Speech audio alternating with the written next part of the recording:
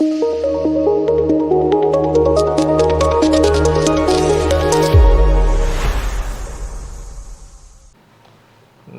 ಸ್ನೇಹಿತರೆ. ನಮಸ್ಕಾರ ಸರ್. ಭಾಳ ದಿವಸ ಆಯಿತು ನಿಮ್ಮ ಜೊತೆ ಬಂದು. ಇವತ್ತು ನನ್ನ ಸ್ನೇಹಿತರಾದ ಉದಯ್ ಶೇಖರ್ ಅವರಿದ್ದಾರೆ. ಅವರು ಸಾಮಾಜಿಕ ಕಾರ್ಯಕರ್ತರು, ಜೊತೆಗೆ ರಾಷ್ಟ್ರದ ಬಗ್ಗೆ ಅತಿ ಹೆಚ್ಚು ಕಾಳಜಿ ಇರ್ತಕ್ಕಂಥವ್ರು. ಅವ್ರ ಜೊತೆಗೆ ಮಾತಾಡಬೇಕು ಅನ್ನಿಸ್ತು, ಅವ್ರ ಮನೆಗೆ ಬಂದಿದ್ದೀನಿ. ಉದಯ್ ಶೇಖರ್ ಅವರೇ ನಮಸ್ಕಾರ. ನಮ್ಮ ವಾಹಿನಿಗೆ ನಿಮ್ದು 2 ನುಡಿ ಮುತ್ತುಗಳನ್ನು ಹೇಳಬೇಕು ಅಂತ ನಾನು ಕೇಳ್ಕೊಂತೀನಿ. ಉದಯ್ ಅವರೇ, ತಮಿಳುನಾಡು TVK ಪಕ್ಷ ವಿಜಯ್ ಅವ್ರ ಬಗ್ಗೆ ಒಂದು ಸ್ವಲ್ಪ ಹೇಳ್ತೀರಾ? TVK ವಿಜಯ್ ಪಕ್ಷ. TVK ವಿಜಯ್ ಒಬ್ಬ ನಟ, ಫೇಮಸ್ ನಟ. ರಜನಿಕಾಂತ್ ಆದಮೇಲೆ ಅಷ್ಟೊಂದು ಜನ ಇಷ್ಟಪಟ್ಟಿರೋ ನಟ ಅಂದರೆ ವಿಜಯ್. ವಿಜಯ್ ರಾಜಕೀಯಕ್ಕೆ ಬರ್ತಾರೆ ಅಂದರೆ ಯೂಶ್ವಲಿ ಸಿನಿಮಾ ಆ್ಯಕ್ಟ್ರಿಗೆ ಗ್ಲ್ಯಾಮರ್ ನೋಡಿಕೊಂಡು ಬರ್ತಾರೆ. ಬಟ್ ಇವರು ಹಳೆ ತಲೆಮಾರಿನ DMK AIDMKನ ಹೆದರಾಕ್ಕೊಂಡು ಗೆಲ್ಲೋದು ಅಷ್ಟು ಸುಲಭ ಅಲ್ಲ ಅಂತ ನಾವು ಅಂದ್ಕೊಂಡ್ವಿ. ಬಟ್ ಏನಾಗಿದೆ ಅಂದರೆ DMK ADMK ಇವರೆಲ್ಲ ಒಂದು ಹಳೆ ದ್ರಾವಿಡಿಸಮ್ ಅಂತ ದ್ರಾವಿಡರನ್ನು ಮೇಲೆತ್ತಿ ಅದರಲ್ಲೇ ರಾಜಕೀಯ ಮಾಡ್ಕೊಂಬಂದರು. ಪೆರಿಯಾರ್ ರಾಮಸ್ವಾಮಿ ಅಂತ ಅಣ್ಣಾದುರೈ MGR ಜಯಲಲಿತಾ ಇವೆಲ್ಲ ಅದೇ ಅನುಸರಿಸ್ಕೊಂಬಂದರು. ದ್ರಾವಿಡರನ್ನು ಮುಂದೆ ಇಟ್ಕೊಂಡೇ ಬಂದರು. ಒಂದೇ ಸಿದ್ಧಾಂತ, 2 ಪಾರ್ಟಿಗಳು, ಒಂದು MGR ಪಾರ್ಟಿ, ಇನ್ನೊಂದು ಕರುಣಾನಿಧಿ ಪಾರ್ಟಿ. ಬಟ್ ಒಂದೇ ನಾಣ್ಯ, 2 ಕಡೆನೂ ಒಂದೇ ಸಿದ್ಧಾಂತ. ಈ ಥರ ಆಗಿ ಇವಾಗ ಎಷ್ಟು ವರ್ಷ ಆಯಿತು? 70 ವರ್ಷದಿಂದ ಅವರೇ ಆಳ್ತಾ ಇದ್ದಾರೆ. ಒಂದ್ಸಲಿ ನೀನು, ಒಂದ್ಸಲಿ ನಾನು, ಒಂದ್ಸಲಿ ನೀನು, ಒಂದ್ಸಲಿ ನಾನು ಅಂತ. ಇವಾಗ ಇವತ್ತಿನ ಯಂಗ್ ಜನರೇಷನ್ಗೆ ಸ್ವಲ್ಪ ಚೇಂಜಸ್ ಬೇಕಿತ್ತು. ಒಂದು ಕಡೆ ಜಯಲಲಿತಾ ಪಾರ್ಟಿನಲ್ಲಿ ಜಯಲಲಿತಾ ಅಂತ ವರ್ಚಸ್ಸಿನ ನಾಯಕರು ಯಾರೂ ಇಲ್ಲ. ಯಾಕಂದರೆ ಅವರು ಫ್ರಂಟ್ ಲೈನೇ ಮುಂದೆ ಬಂದಿರೋದು, second line, third line BJP ಥರ ಡೆವಲಪ್ ಮಾಡಿಲ್ಲ ಅವರು. ಕುಟುಂಬ ರಾಜಕಾರಣ ಆಗಲಿ ಅಥವಾ ಸಿಂಗಲ್ ಇದು ಮಾಡ್ಕೊಂಡು ಬಂದರು. AIDMK ಆಯಿತು. ಈಗ ಕರುಣಾನಿಧಿ ಸೆಕೆಂಡ್ ಲೈನು ಸ್ಟಾಲಿನ್ ಇದ್ದಾರೆ, ಅದರ ನೆಕ್ಸ್ಟ್ ಲೈನ್ ಉದಯ್ ಸ್ಟಾಲಿನ್ ಇದ್ದಾರೆ. ಅದು ಹೆಂಗೋ ನಡ್ಕೊಂಡು ಹೋಗುತ್ತೆ. ಈ ಮಧ್ಯದಲ್ಲಿ ಇವತ್ತಿನ ಜನ್ರೇಷನ್ 2000ಇಂದ ಈ ಕಡೆ ಹುಟ್ಟಿರೋ ಜನಗಳಿಗೆ ಆ ಹಳೇದು ಎಲ್ಲ ಈಗ ಅಷ್ಟು ಮತ್ತೆ ಅದೇ ಪಾಲಿಸಿನ ತಲೆಯಲ್ಲಿ ತುಂಬಿಸೋಕ್ಕಾಗಲ್ಲ. ಈಗ ಬರೋರಿಗೆ ಹೊಸ ಟೆಕ್ನಾಲಜಿ, ಹೊಸ ಐಡಿಯಾಲಜಿ, ಹೊಸ ಗ್ಲ್ಯಾಮರು ಇರೋದು ಬೇಕು. ಅವ್ರಿಗೆ ಇಷ್ಟಪಟ್ಟರು. ಆ ಟೈಮ್ಗೆ ವಿಜಯ್ ಬಂದು ಅನೌನ್ಸ್ ಮಾಡಿದು ಯಂಗ್ಸ್ಟರ್ಸು, ಮುಖ್ಯವಾಗಿ ಕಾಲೇಜ್ ಹುಡುಗರಾಗಲಿ, ಯಂಗ್ಸ್ಟರ್ಸು ಇವರೆಲ್ಲ ಭಾರಿ ಸಪೋರ್ಟ್ ಮಾಡಿದ್ರು. ಬಟ್ ಅವ್ರು ಬಂದಾಗ ನನಗೆ ಒಂದು ಸ್ವಲ್ಪ ಡೌಟ್ ಇತ್ತು. ಇಷ್ಟು ಸುಲಭವಾಗಿ ಬೂತ್ ಮ್ಯಾನೇಜ್ಮೆಂಟ್ ಅನ್ನೋದು ಇರುತ್ತೆ. ಯಾಕಂದರೆ ಈ ಹಳ್ಳಿಗಳ ಪ್ರತಿಯೊಂದು ಬೂತ್ಗೂ ಆ ಪಾರ್ಟಿ ಕಾರ್ಯಕರ್ತರು ತುಂಬ ಇಂಪಾರ್ಟೆಂಟ್. ಇವ್ರಿಗೆ 2 ವರ್ಷ ಇಟ್ಟು ಇವರು ಬೂತ್ ಮ್ಯಾನೇಜ್ಮೆಂಟ್ ಮಾಡೋಕ್ಕಾಗುತ್ತಾ ಅನ್ನೋದು ತುಂಬ ಅನುಮಾನ ಬಂದ್ಬಿಡ್ತು ಎಲ್ಲರಿಗೂ. ಮತ್ತು ನನ್ನ ಐಡಿಯಾ ಪ್ರಕಾರ ಒಂದು 8ರಿಂದ 10-15 ಸೀಟ್ ಹೊಡಿಬೋದು ಅಂತ ಅಂದ್ಕೊಂಡ್ವಿ. ಬಟ್ ಇವರು ಬಂದರು. ಹೇಗೆ ಬಂದರು ಅಂದರೆ, ಈ ಸಿನಿಮಾ ನಟರಲ್ಲ ಇವರು, ಈ ಅಭಿಮಾನಿಗಳು ಯೂಶ್ವಲಿ ಜಾಸ್ತಿ ಈ ಸೋಷಿಯಲ್ ಮೀಡಿಯಾದಲ್ಲಾಗಲಿ ಇದರಲ್ಲಿ ವಿಜಯ್ದು ಒಂದು ಚಿಕ್ಕ ಬಿಟ್ಟು ಬಂದರೆ ಇಂಟ್ರೆಸ್ಟಾಗಿ ನೋಡ್ತಾರೆ. ಸುಮ್ಮನೆ ಅವ್ರನ್ನ ಒಂದ್ಸಲಿ ನೋಡಿ ಆಮೇಲೆ ಬೇಕಾದ್ರೆ ಬೇರೆದು ನೋಡ್ತಾರೆ. ಅವರು ಫಸ್ಟು ವಿಜಯ್ ಇದಾನ ಅಂತ ನೋಡ್ತಾರೆ. ಇವರು ರಾಜಕೀಯಕ್ಕೆ ಬಂದ ತಕ್ಷಣ ಅದಕ್ಕೆ ಮುಂಚೆನೇ ಇರ್ಬೋದು, ವಿಜಯ್ ಆ್ಯಪ್ ಅಂತ ಒಂದು ರಿಲೀಸ್ ಮಾಡಿದ್ರು ತಮಿಳ್ನಾಡಲ್ಲಿ. ಆ್ಯಪು ಈಗ ನಾವೊಂದು ಯಾವುದೋ ಒಂದು ಆ್ಯಪ್ ಮಾಡ್ತೀವಲ್ಲ, ಆ ಥರ ವಿಜಯ್ ಆ್ಯಪ್ ಅಂತ ಮಾಡಿದ್ರು. ಅದರೆಲ್ಲ ಅಭಿಮಾನಿಗಳು ಮಾಮೂಲಿ ನಮ್ಮ ಅಣ್ಣಂದು, ನಮ್ಮ ಹೀರೋದು ಒಂದು ಅಭಿಮಾನದಿಂದ ಅದರಲ್ಲಿ ಒಂಥರ ಆ್ಯಡ್ ಆದರು. ಅವ್ರೇನು ಮೆಂಬರ್ಶಿಪ್ಪು ಇಲ್ಲ, ಏನೂ ಇಲ್ಲ, ಬಟ್ ಆ್ಯಡ್ ಆದರು. ವಿಜಯ್ ಆ್ಯಪ್ ಅಂದರೆ ನಮ್ಮ ವಿಜಯ್ದು ಏನೋ ಒಂದು ಹಳೆ ಸಿನಿಮಾ ಆಗಲಿ, ಒಂದು ಡ್ಯಾನ್ಸ್ ಆಗಲಿ, ಒಂದು ಡೈಲಾಗಲಿ ಅವ್ರ ಫೇಸ್ ಸಿಕ್ಕಿದ್ರೆ ಸಾಕು, ವಿಜಯ್ ಆ್ಯಪ್ ನನ್ನ ಹತ್ರ ಇದೆ ಅಂತ. ಅದು ಏನಾಯಿತು, ತುಂಬ ಪ್ರಾಚುರ್ಯವಾಗಿ ಎಲ್ಲ ಜನಗಳ ಹತ್ರ ಇತ್ತು, ಮುಖ್ಯವಾಗಿ ಯಂಗ್ಸ್ಟರ್ಸ್ ಹತ್ರ. ಇವ್ರು ಯಾವಾಗ ಪಾರ್ಟಿ ಅನೌನ್ಸ್ ಮಾಡಿದ್ರು, ಈ ಕಾರ್ಯಕರ್ತನ ಮೆಂಬರ್ಶಿಪ್ ಮಾಡ್ಕೊಳ್ಳಿ, ಆ್ಯಪಲ್ಲೇ ಮಾಡ್ಕೊಳ್ಳಿ ಅಂತ ಅನೌನ್ಸ್ ಮಾಡಿದ್ರು. ಅವಾಗೇನು ಮಾಡಿದ್ರು, ಆಧಾರ್ ಕಾರ್ಡು, ವೋಟರ್ ID, ಆ ಏರಿಯಾದು ಏನು ಅಂತ ಡೀಟೇಲ್ಸ್ ಅವರು ಆ್ಯಪ್ನಲ್ಲೇ ಆ್ಯಡ್ ಆಗಿಬಿಟ್ರು. ಆ್ಯಡ್ ಆದಾಗ ಆಟೋಮೆಟಿಕ್ಕಾಗಿ ಅವ್ರಿಗೆ ಮೆಂಬರ್ಸ್ ಸೇರ್ಪಡೆ ಆಯಿತು. ಅಭಿಮಾನಿಗಳೇ ಮೆಂಬರ್ಸ್ ಆಗಿಬಿಟ್ರು. ಪ್ಲಸ್ಸು ಪ್ರಚಾರದಲ್ಲಿ ಅಭಿಮಾನಿಗಳೇ ಪ್ರಚಾರ ಮಾಡ್ಕೊಂಬಿಟ್ರು. ಈಗ ಒಂದು ಸಿನಿಮಾ ಚೆನ್ನಾಗಿದೆ ಅಂದರೆ ವಿಜಯ್ ಹಂಗೆ ಮಾಡಿದ್ದಾನೆ, ಹಿಂಗೆ ಮಾಡಿದ್ದಾನೆ ಅಥವಾ ಖುಷಿಯಾಗಿ ಹೇಳಿದ್ರೆ ಇನ್ನೊಬ್ಬರು ಹೌದು ಅಷ್ಟು ಚೆನ್ನಾಗಿದೆ ಅಂತ ನೋಡೋ ಮೌತ್ ಪಬ್ಲಿಸಿಟಿ ಆಗುತ್ತೆ ನೋಡಿ.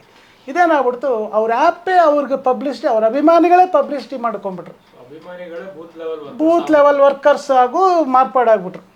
ಹಾಗಾಗಿ ಏನಾಗ್ಬಿಡ್ತು, ಇವ್ರ ಬೂತ್ ಮ್ಯಾನೇಜ್ಮೆಂಟು ಈ ಬಾಟಮ್ ಲೆವೆಲ್ ವರ್ಕ್ ಅನ್ನೋದು ತುಂಬ ಈಸಿ ಆಗ್ಬಿಡ್ತು ಅವ್ರಿಗೆ. ಹಳ್ಳಿನಲ್ಲಿ ಯಾವ ಚಿಕ್ಕ ಒಂದು ಊರಲ್ಲಿ 10 ಮನೆ 20 ಮನೆ ಇದ್ದರೂ ಅಲ್ಲಿ ಅಭಿಮಾನಿಗಳಿದ್ದಾರೆ ಅವ್ರಿಗೆ. ಅದೇ ನೀವು ಬೇರೆ ಹೀರೋಗಳಿಗೆ ವಿಜಯ್ಗಿಂತಲೂ ಚೆನ್ನಾಗಿ ಮಾಡೋ ಹೀರೋಗಳಿಗೂ ಅವ್ರಿಗೆ ರಾಜಕೀಯ ಬೇಕಾಗಿಲ್ಲ. ಬಟ್ ಇವ್ನು ರಾಜಕೀಯಕ್ಕೆ ಬರ್ತೀನಿ ಅಂತ ಈ ಥರ ಶೈನ್ ಆಗ್ಬಿಟ್ಟ. ಅಂದರೆ ನಂಬರ್ 1 ಪ್ಲೇಸಲ್ಲಿ ಇದ್ದಾನಲ್ವ, ರಜನಿಕಾಂತ್ ಆದಮೇಲೆ ನಂಬರ್ 1 ಯಂಗ್ಸ್ಟರ್ ಅಂದರೆ ವಿಜಯ್. ಹೀಗಾಗಿ ಬಂದರು. ಆ ಬಂದರು, ನಾವೆಲ್ಲ ಏನು ಯೋಚನೆ ಮಾಡಿದ್ರು, ರಾಜಕೀಯನೇ ಬೇರೆ ಸಿನಿಮಾನೇ ಬೇರೆ. ಸಿನಿಮಾದಲ್ಲಿ ಮಾಡ್ದಂಗೆ ರಾಜಕೀಯದಲ್ಲೆಲ್ಲ ಅಷ್ಟು ಸುಲಭ ಅಲ್ಲ. ಯಾಕಂದರೆ ಪಾಪ ಅವರು ಇನ್ನೂ ಹೆಂಗೆ ಹುಡುಗ, ಈ ರಾಜಕೀಯದಲ್ಲಿ ಕುತಂತ್ರಗಳು, ಐಡಿಯಾಗಳು ಬೇಜಾನ್ ಇರುತ್ತಲ್ವ. ಒಂದು ಐಡಿಯಾ ಮಾಡೋದು, ಅವ್ರನ್ನ ಎಳೆಯೋದು, ಇವ್ರಿಗೆ ಸೆಳೆಯೋದು, ಅವ್ರು ನಂಬೋದು, ಇವ್ರನ್ನ ದ್ರೋಹ ಮಾಡೋದು, ಇವೆಲ್ಲ ಇರಲೇಬೇಕು. ಇಲ್ಲ ಅಂದರೆ ರಾಜಕೀಯ ಮಾಡೋಕ್ಕಾಗಲ್ವಲ್ಲ. ಈ DMK ADMK ಮುಂದೆ ಇವರೇನು ಮಾಡೋಕ್ಕಾಗಲ್ಲ. ಏನೋ ಒಂದು ಸ್ವಲ್ಪ ಸೀಟ್ಗಳು ಹೊಡಿಬೋದು, ಒಂದು 8ರಿಂದ 10 12 ಅಂತ ಸುಮಾರು ಜನ ಅನಾಲಿಸಿಸ್ ಮಾಡಿದ್ರು. ಆದರೆ ಈ ಅಭಿಮಾನಿಗಳ ಮುಂದೆ, ಅಭಿಮಾನಿಗಳು ಯಂಗ್ಸ್ಟರ್ಸ್ ಒಂದು ಪ್ಲಸ್ಸು ಈ ಹಳೆ ತಲೆಮಾರಿನ ಜನಗಳ ಐಡಿಯಾಲಜಿ ಸ್ವಲ್ಪ ಹಿಂದಕ್ಕೆ ಹೋಗ್ಬೇಕು. ಯಾವಾಗಲೂ ಒಂದೇ ಐಡಿಯಾಲಜಿ ಇಟ್ಕೊಳ್ಳೋಕ್ಕಾಗಲ್ವಲ್ಲ. ಯಂಗ್ಸ್ಟರ್ಸ್ಗೂ ಅವ್ರಿಗೂ ಒಂದು ಐಡಿಯಾಲಜಿ, ಒಂದು ಡೆವಲಪ್ಮೆಂಟು, ಹೊಸ ಮುಖಗಳು ನೋಡಬೇಕು ಅನ್ನೋ ಉತ್ಸಾಹದಿಂದ ಏನಾಯಿತು, ಅಭಿಮಾನಿಗಳೇ ಪ್ರಚಾರ ಮಾಡಿದ್ರು, ಅವರೇ ಬೂತ್ ಮ್ಯಾನೇಜ್ಮೆಂಟ್ ಮಾಡಿದ್ರು, ಅವರು ತಮ್ಮ ಸ್ವಂತ ತಾವೇ ಎಲೆಕ್ಷನಲ್ಲಿ ನಿಂತಂಗೆ ಪ್ರಚಾರ ಮಾಡಿಕೊಂಡ್ರು. ತುಂಬ ಕಡೆ ಇವಾಗ ಒಂದು ಗ್ರೌಂಡಲ್ಲಿ ಎಲೆಕ್ಷನ್ ಕ್ಯಾಂಪೇನ್ ಬಂತು ಅಂದರೆ, ಒಂದು ಪಾರ್ಟಿ ಲೀಡ್ರ್ ಬಂತು ಅಂದರೆ ಎಲ್ಲೆಲ್ಲೋ ದುಡ್ಡು ಕೊಟ್ಟು ಜನಗಳನ್ನ ಕರ್ಕೊಂಬರ್ತಾರೆ. 500,000 ಬಸ್ಸುಗಳು, ಊಟ ಕೊಟ್ಟು, ಬಿರಿಯಾನಿ ಪ್ಯಾಕೆಟ್ಗಳು ಕೊಟ್ಟು, ಅವೆಲ್ಲ ಏನೂ ಬೇಕಾಗಿರಲಿಲ್ಲ. ವಿಜಯ್ ಬರ್ತಾನಂದರೆ ಸಾಕು, ಕೆಲಸ ಕಾರ್ಯ ಬಿಟ್ಟು ಜನ ಬರೋರು. ಕರೂರು ಕಾಳು ತುಳಿತದಲ್ಲಿ ಲೇಡೀಸ್ ಸತ್ತೋದ್ರು, ಮಕ್ಕಳು ಸತ್ತೋದ್ರು. ಏನಕ್ಕೆ? ಅವ್ನು ನೋಡಬೇಕು ಅಂತ. ಅದೇ ಬರೀ ಅಭಿಮಾನಿಗಳಾಗಿದ್ದರೆ ಏನಾಗ್ತಿಲ್ಲ ಅಂದರೆ, ಜನಗಳು ಸಹಿತ ಅವ್ರನ್ನ ನೋಡಬೇಕು ಅನ್ನೋ ಒಂದು ಆಸೆಗೆ ಬಂದರು. ಅಂದರೆ ಅವರೆಲ್ಲ ದುಡ್ಡು ಕೊಟ್ಟು ಬಂದಿರೋರಲ್ಲ. ಬಟ್ ಅದು ಓಟಾಗಿ ಹೆಂಗ್ ಟರ್ನ್ ಆಯ್ತು? ಏನು ನೋಡಬೇಕು ಅನ್ನೋ ಆಸೆ ಇವತ್ತು ಓಟಾಗಿ ಟರ್ನ್ ಆಗಿ ವಿಜಯ್ ಚೀಫ್ ಮಿನಿಸ್ಟರ್ ಆಗಿದ್ದಾರೆ. ಹೌದು, ಅದು ಹೆಂಗಾಯ್ತು ಅಂತ ಅದೇ ಹೇಳ್ತಾ ಇದ್ದೀನಲ್ಲ. ಈಗ ಈಗ ಸ್ಟ್ಯಾಲಿನು ಆಲ್ರೆಡಿ ಹೆಸರು ಹಾಳು ಮಾಡ್ಕೊಂಡ. ಹಿಂದುತ್ವದ ಬಗ್ಗೆ ಪಲ್ದ್ರ ವ್ಯಾಖ್ಯಾನಗಳು ಮಾಡಿ ತುಂಬ ಕೋಪದಿಂದ ಇದ್ರು. ಅದು ಒಂದು ಮೇಯ್ನ್ ಅವ್ರಿಗೆ ಎಫೆಕ್ಟ್ ಆಗಿದ್ದು. ಅವ್ರ ಮಗ ಮಾತಾಡಿದಂತೂ ಹಿಂದುತ್ವವನ್ನು ಏನದು corona, dengue, malaria, DMK, D ಅಂದರೆ ಡೆಂಗ್ಯೂ, M ಅಂದರೆ ಮಲೇರಿಯಾ, K ಅಂದರೆ ಕರೋನಾ, DMK ಪಾರ್ಟಿ. ಆ್ಯಕ್ಚುಲಿ ಅವನು DMK ಹಿಂದುತ್ವವನ್ನು ಅವನು ಆ ಹೆಸರಿನಲ್ಲಿ ಕರೆದ. ಅವನು ಏನಂತ, ಡೆಂಗಿ, ಮಲೇರಿಯಾ, ಕರೋನಾ ಥರ ಹಿಂದುತ್ವವನ್ನು ನಾಶಪಡಿಸ್ಬೇಕು. ನಾಶಪಡಿಸೋಕ್ಕಾಗುತ್ತಾ ಇದು? ಹಿಂದುತ್ವ ಎಲ್ಲಿ ಕೈ ಹಾಕಿದ್ರು ಜಾತಿ ಮತ್ತು ರಿಲೀಜನ್ ಮೇಲೆ ಕೈ ಹಾಕಬಾರ್ದು. ಇವತ್ತು ಪ್ರಮಾಣ ವಚನ ಆಗಿ ವಿಜಯ್ 1 ಅವರಲ್ಲಿ ಅನೌನ್ಸ್ ಮಾಡಿದ್ದಾನೆ, ಯಾರೇ ಆಗಲಿ ಇನ್ನು ಮುಂದೆ ಮತದ ಬಗ್ಗೆ ಅಂದರೆ ರಿಲೀಜಸ್ ಬಗ್ಗೆ ಯಾರು ಮಾತಾಡ್ತೀವಿ ಇಮ್ಮಿಡಿಯೇಟ್ ಅರೆಸ್ಟ್ ಮಾಡಿ ಅಂತ ಪೊಲೀಸ್ ಆರ್ಡರ್ ಮಾಡಿದ್ದಾರೆ. ಅವನು ಒಳ್ಳೆ ಪ್ಲ್ಯಾನಿಂಗ್ ಎಲ್ಲಿ ಮಾಡ್ದ ಅಂದರೆ, ಇವರೆಲ್ಲ ಹಿಂದುತ್ವವನ್ನು ಬೈಕೊಂಡು ಮುಸ್ಲಿಮ್ ಅಪೀಸ್ಮೆಂಟ್ ಮಾಡಿಕೊಂಡು ಇವರು ಅದನ್ನೇ ಪ್ರಚಾರ ಮಾಡ್ಕೊಂಬಂದರು. AIDMK ಒಂದು ಸ್ವಲ್ಪ ಅವರು ಆ ಟೈಪೇ, ಬಟ್ ಅವರೇನು ಜಾಸ್ತಿ ಮಾತಾಡೋಕ್ಕೆ ಹೋಗಿಲ್ಲ ಈ ಟೈಮ್ನಲ್ಲಿ. ಬಟ್ಟು ಈ ವಿಜಯ್ ಬಂದು ಎಲ್ಲೆಲ್ಲಿ ಪ್ರಚಾರ ಮಾಡೋದು, ಯಾವ ರಿಲೀಜನ್ ಬಗ್ಗೆ ಆಗಲಿ, ಯಾವ ದೇವತೆಗಳಾಗಲಿ, ಯಾವ ಕ್ಯಾಸ್ಟ್ ಬಗ್ಗೆ ಏನೂ ಮಾತಾಡಿಲ್ಲ ಅವರು. ಬರೀ ಅಭಿಮಾನ, ಡೆವಲಪ್ಮೆಂಟ್ ಇಷ್ಟೇ ಮಾತಾಡ್ದ. ಸ್ವಲ್ಪ ಸ್ಟಾಲಿನ್ ಮಾಡೋದನ್ನು ಅಪೋಸ್ ಮಾಡ್ದ, ನೀವು ಹಿಂಗೆಲ್ಲ ಮಾತಾಡಬಾರ್ದು ಹಾಗೆ ಹೇಗೆ ಅಂತ ಮಾಡಿದ್ರು. ಅದು ಅಲ್ಲದೆ ಮೊನ್ನೆ ಮಧುರೈ ಹತ್ರ ತಿರುಪುರಕೊಂಡ್ರಂ ಅಲ್ಲಿ ಇದು ಒಂದು ದೀಪ ಹಚ್ಚೋದಕ್ಕೆ ದೊಡ್ಡ ವಿವಾದ ಆಯಿತು. ಆವಾಗ ಹಿಂದೂಗಳು ಹೆಂಗೆ ಸೇರಿದ್ರಲ್ಲಿ, ಯಾವತ್ತೂ ಹಿಂದೂಗಳು ಸೇರಿದವರು ಅಲ್ಲಿ ಹಂಗೆ ಸೇರಿದ್ರು. ಯಾಕಂದರೆ ಕೋರ್ಟ್ ಆರ್ಡ್ರ್ ಇದೆ. ಆಪೋಸಾಗಿ ಮುಸ್ಲಿಮ್ಸು ಏನಾದರೂ ಅಬ್ಜೆಕ್ಷನ್ ಮಾಡಿದ್ರೆ ಮುಸ್ಲಿಮ್ಸ್ ಮಾಡಿಲ್ಲ. ಮುಸ್ಲಿಮ್ಸನ್ನು ಕೇಳಿದಾಗ TVನವರು, ಸರ್ ಅದು ಅವ್ರ ಪ್ಲೇಸು, ಅವರು ದೀಪ ಹಚ್ಕೊಳ್ಳೋದು ಅದು ಮುಂಚೆಯಿಂದ ನಡೀತಾರೆ, ನಮಗೇನು ಅಬ್ಜೆಕ್ಷನ್ ಇಲ್ಲ, ಅವ್ರು ಅವ್ರು ಮಾಡ್ಕೊಂಡ್ಬಿಟ್ರು. ಈ ಅಪ್ಪ ಬಂದು ಕೋರ್ಟ್ ಆರ್ಡ್ರನ್ನ ನೀವು ದೀಪ ಹಚ್ಚಬಾರ್ದು ಅಂದ್ಬಿಟ್ಟು ಕೋರ್ಟ್ ಆರ್ಡ್ರ್ ಮೇಲೆ ಮೀರಿ ಪೊಲೀಸವ್ರನ್ನ ಕಳಿಸಿ ಅಲ್ಲಿ ದೀಪ ಹಚ್ಚೋದವ್ರನ್ನ ಅರೆಸ್ಟ್ ಮಾಡ್ಕೊಂಡ್ಬಂದು ಬೇಕಿತ್ತ ಇದು? ಅಲ್ಲಿ ಅವ್ರು ಮಾಡಿದ ತಕ್ಷಣ ಯಾವಾಗ ಇದು ಮಾಡಿದ್ರೋ ಗೊತ್ತಲ್ಲ ನಿಮ್ಗೂ, ಕೋರ್ಟ್ ಜಡ್ಜ್ ಮೇಲೆ ಅದೇನಂತಾರೆ ಅಭಿಶಂಸನೆ ಮಾಡ್ತಾರಲ್ಲ ಪಾರ್ಲಿಮೆಂಟಲ್ಲಿ, ಅಭಿಶಂಸನೆ ಮಾಡೋಕ್ಕೋದ್ರು. ಏನು ಜಡ್ಜು ತನ್ನ ಕೆಲಸ ತಾನು ಮಾಡಿದ್ದಕ್ಕೆ ನೀವು ಅಭಿಶಂಸನೆ ಮಾಡೋಕ್ಕೆ ಹೋದ್ರಿ ಎಲ್ಲಿ ಪಾರ್ಲಿಮೆಂಟ್ನಲ್ಲಿ. ಆ ಪಾರ್ಲಿಮೆಂಟ್ನಲ್ಲಿ ಅಭಿಶಂಸನೆ ಕೊಡೋಕ್ಕೆ ಸ್ಪೀಕರ್ ಹತ್ರ ಹೋಗ್ಬಿಟ್ಟು ಒಂದು ನೋಟ್ ಕೊಡಬೇಕು, ಲೆಟ್ರ್ ಕೊಡಬೇಕು, ಈ ಥರ ನಾವು ಅಭಿಶಂಸನೆ ಮಾಡ್ತಾಯಿದ್ವಿ, ನೀವು ಇದನ್ನು ಪಾರ್ಲಿಮೆಂಟಲ್ಲಿ ಅನೌನ್ಸ್ ಮಾಡಿ ಅಂತ. ಅದಕ್ಕೆ ಸೈನ್ ಹಾಕ್ದವ್ರು ಯಾರು? ಫಸ್ಟ್ ಓಡೋಗಿ ಪ್ರಿಯಾಂಕಾ ಗಾಂಧಿ ಹೋಗಿ ಸೈನ್ ಹಾಕಿದ್ರು. ಬೇರೆ ಇಂಡಿ ಕೂಟಮಿಯವರು ಎಲ್ಲ ಒಂದು 7-8-10 ಪಾರ್ಟಿ ಮಾಡಿದ್ರು. ಆ ಕಾಂಗ್ರೆಸ್ಗೆ ಅವಾಗಾದರೂ ಸ್ವಲ್ಪ ಅದು ಬುದ್ಧಿ ಬೇಡವಾ, ಇದು ಎಲ್ಲಿಗೆ ಹೋಗುತ್ತೆ ಏನು ಅಂತ. ಅಂದರೆ ನೀವು ಹಿಂದೂಗಳಿಗೆ ಏನೇ ಮಾಡಿದ್ರು ನೀವು ಅಪೋಸ್ ಅನ್ನೋದು ಅಲ್ಲಿ ಕಾಂಗ್ರೆಸ್ ನಿರೂಪಣೆ ಆಗೋಯ್ತು. ಎಷ್ಟೋ ನೋಡಿ, ಅವನೇನೋ ಮಾಡ್ತಾನೆ, ಅವನು ಜಡ್ಜ್ ವಿರುದ್ಧವಾಗಿ ಏನೋ ಮಾಡ್ಕೊಳ್ಳಿ, ಅವರು ಮಾಡಿದ್ದಾರೆ ಅಂದರೆ ನೀವು ಹೋಗಿ ಅದಕ್ಕೆ ಸಪೋರ್ಟಾಗಿ ನಾವು ಇದ್ದೀವಿ ಅಂದ್ಬಿಟ್ಟು ನೀವು ಸೈನ್ ಹಾಕ್ತಿದ್ದೀವಿ ಅಂದರೆ ಕಾಂಗ್ರೆಸ್ಗೆ ಒಂದು ತಮಿಳ್ನಾಡಿನೇನೋ ಹಿಂದೂಗಳ ವಿಚಾರಗಳಲ್ಲಿ ಜ್ಞಾನ ಬೇಡವಾ ಅವ್ರಿಗೆ? ಕರ್ನಾಟಕದಲ್ಲಿ ನಾಳೆ ಎಲೆಕ್ಷನ್ಗೆ ಬರಬೇಕು ಸರ್, ನಮ್ಮ ಹತ್ರನೂ ಬರಬೇಕು, ನಾವು ಒಂದೇ ಯೋಚನೆ ಮಾಡ್ತೀವಿ ಸರ್. ಹಿಂದೂಗಳಿಗೆ ವಿರುದ್ಧವಾಗಿ ಯಾರಿದ್ದಾರೆ, ನಮ್ಗೆ ಒಳ್ಳಿತು ಯಾರು ನೋಡ್ತಾರೆ ಅಂತ ನಾವು ನೋಡ್ತೀವಿ. ಅವಾಗ ಕಾಂಗ್ರೆಸ್ನ ಫಸ್ಟ್ ಮೈನಸ್ ಮಾಡಿಬಿಡ್ತೀವಿ, ಆಮೇಲೆ ನೋಡ್ತೀವಿ ಬೇರೆ ಯಾರಿದ್ದಾರೆ ಅಂತ ಅಲ್ವಾ. ಒಂದು ಹಿಂದೂವಾಗಿ ನಾವು ಇನ್ನೇನು ಯೋಚನೆ ಮಾಡಬೇಕು ಸರ್ ಸಾಧ್ಯ ಹೇಳಿ? ನಮ್ಗೆ ನಮ್ಗೆ ರಕ್ಷಣೆ ಆಗಲಿ, ನಮ್ಮ ಪಾಲಿಸಿ ಆಗಲಿ, ಸೆಂಟ್ರಲಲ್ಲಿ ಯಾವ ಪಾಲಿಸಿ ಇರಬೇಕು, ಹಿಂದೂಗಳಿಗೆ ಯಾವುದೂ ತೊಂದರೆ ಇರಬಾರ್ದು, ಚೆನ್ನಾಗಿ ನೋಡ್ಕೋಬೇಕು ಅನ್ನೋದು ಒಂದು ಆಸೆ ಇದ್ದೇ ಇರುತ್ತೆ. ಕರೆಕ್ಟಾಗಿ ನಿಜವಾಗಿ ಹಿಂದೂವಾಗಿ ಹುಟ್ಟಿದವನು ಕಾಂಗ್ರೆಸ್ಗೆ ಇವತ್ತು ಓಟ್ ಹಾಕ್ತಾನೆ? ನಾನು ಅವ್ರನ್ನ ಇದು ಮಾಡ್ತಾಯಿಲ್ಲ, ಅವ್ರು ಮಾಡೋ ಕೆಲಸಗಳು ಏನು ಅಂತ ನಾನು ಹೇಳಿ ತೋರಿಸ್ತಾ ಇದ್ದೀನಿ ನಿಮಗೆ. First of all Waqf bill ಅಂತ ಅದು ಎಲ್ರಿಗೂ ಗೊತ್ತು. ವಕ್ಫ್ ಬಿಲ್ ಏನೋ ಮಾಡ್ಕೊಂಡ್ರು ಅವರು, ಯಾವಾಗ ಜವಾಹರ್ಲಾಲ್ ನೆಹರು ಕಾಲದಲ್ಲಿ ಮಾಡಿಕೊಂಡ್ರು. ಅವರು ದೇಶ ಬಿಟ್ಟು ಹೋಗಿರೋ ಮುಸ್ಲಿಮ್ಸ್ ಪಾಕಿಸ್ತಾನ್ಗೆ ಓಡೋಗಿರೋ ಅವ್ರ ಆಸ್ತಿಗಳೆಲ್ಲ ಒಂದು ಸಂರಕ್ಷಣೆ ಮಾಡಿ ಒಂದು ಸೇಫ್ ಮಾಡಬೇಕಂತ ಒಂದು ಗ್ರೂಪ್ ಮಾಡಿದ್ರು, ಅದು ವಕ್ಫ್ ಬಿಲ್ ಅಂತಾರೆ. ವಕ್ಫ್ ಸಂಘ ಅಂತೀವಿ, ಒಂದು ಕಮಿಟಿ ಅಂತೀವಿ. ಅದು ನಡ್ಕೊಂಡು ಅದಕ್ಕೂ ಯಾರೂ ಅಬ್ಜೆಕ್ಷನ್ ಮಾಡಿರಲಿಲ್ಲ. ನೀವು ಸೋನಿಯಾ ಗಾಂಧಿ 2014 ಎಲೆಕ್ಷನ್ ಬರೋಕ್ಕೆ ಮುಂಚೆ ಮುಸ್ಲಿಮ್ಸ್ ಅವ್ರನ್ನ ಇದು ಮಾಡ್ಕೊಳ್ಳೋಕ್ಕೆ ಮೆಚ್ಚಿಸೋಕೆ ನೀವು ವಕ್ಫ್ನವರು ಯಾವ ಪ್ರಾಪರ್ಟಿ ನೋಡಿ ಇದು ನಮ್ಮದು ಅಂದರೆ ಬಿಟ್ಬಿಡ್ಬೇಕದು. ಅದು ಮುಸ್ಲಿಮ್ಸ್ ಅವ್ರದ್ದೇ ಅವರು ಆಸ್ತಿಗಳೇ ತೊಗೊತಾಯಿದ್ರು. ಇವರೇನು ಮಾಡಿದ್ರು? ನೀವು ಮುಸ್ಲಿಮ್ಸ್ ಆಸ್ತಿನೇ ಅಲ್ಲ ಸರ್, ಹಿಂದೂಗಳ ಆಸ್ತಿ ಸಮೇತ ನೀವು ಯಾವ್ದು ಬೇಕಾದ್ರೆ ಕ್ಲೈಮ್ ಮಾಡಿ ತೊಗೊಳ್ಳಿ ಅಂದರು. ಅಂದರೆ ಏನು ಅರ್ಥ ಅದು? ಇವೆಲ್ಲ ಇರುತ್ತೆ. ಇನ್ನು ಜನಗಳಿಗೆಲ್ಲ ಗೊತ್ತದು, 1-2 ಕಾಂಗ್ರೆಸ್ನ ಮೈನಸ್ ಮಾಡೋದಕ್ಕೆ. ಈಗ ವಿಜಯ್ ಬಂದಿದ್ದಾರೆ ಅಧಿಕಾರಕ್ಕೆ. ಬಟ್ ಏನು ಅಂದರೆ ಅಲ್ಲಿ ಮೇಯ್ನು ಸಪೋರ್ಟ್ ಮಾಡಿದ್ದು ಕಾಂಗ್ರೆಸ್ 5 ಸೀಟ್ ತೊಗೊಂಬಂದರು. ಇನ್ನು ಬೇರೆ ಕಮ್ಯುನಿಸ್ಟ್ರು ಅವರೆಲ್ಲ 1-2 ಸೀಟ್ ಕೊಟ್ಟರು, ಇನ್ನೊಬ್ಬ ಲೋಕಲ್ ಸೀಟು ಅವರೆಲ್ಲ ಕೊಟ್ಟರು. ಸದ್ಯಕ್ಕೆ ಪ್ರಮಾಣ ವಚನ ಆಯಿತು. ಅವರೇನು ಸುಮ್ಗೆ ಕೊಟ್ಟಿಲ್ಲ, ಅವ್ರಿಗೂ ಏನೋ ಅಧಿಕಾರಗಳು, ಏನೋ ಮೇಯರ್ ಪದವಿ ಅಂತೆ, ಅದು ಇದು ಇದ್ದೇ ಇರುತ್ತೆ, ಅದು ಮಾಮೂಲಿ. ಯಾಕಂದರೆ ಪಾಪ ಅವರು 1-2 ಸೀಟ್ ಗೆದ್ದರು, ಇವತ್ತು ನಾನೇ ರಾಜ ಅಂತ ಹೇಳೋವಂಥ ಪರಿಸ್ಥಿತಿ ಅಲ್ಲ, ಅವರಿಂದ ತಾನೇ ಇವ್ರು ಗೌರ್ಮೆಂಟ್ ನಿಂತಿದೆ, ಅವರು ಕೊಡ್ತಾರೆ, ಅದೆಲ್ಲ ಕಾಮನ್. ಅದು ಇಲ್ಲಿ ಮೈನಸ್ ಆಗಿರೋದು ಯಾರಿಗೆ ಅಂದರೆ ದೊಡ್ಡವಾದೇ ಬಿದ್ದಿರೋದು ಕಾಂಗ್ರೆಸ್ಗೆ.